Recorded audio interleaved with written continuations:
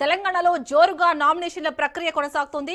నేటితో తొలి విడత గ్రామ పంచాయతీ ఎన్నికల నామినేషన్ల దాఖల ప్రక్రియ ముగియనుంది.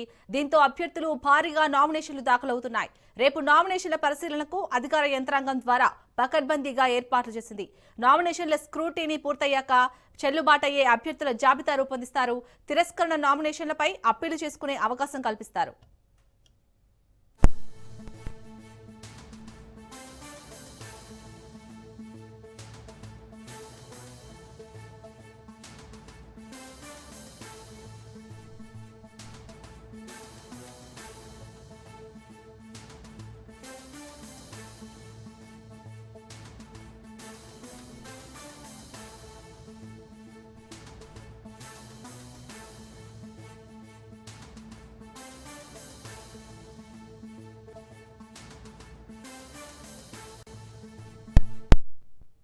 తెలంగాణలో జోరుగా నామినేషన్ల ప్రక్రియ కొనసాగుతోంది.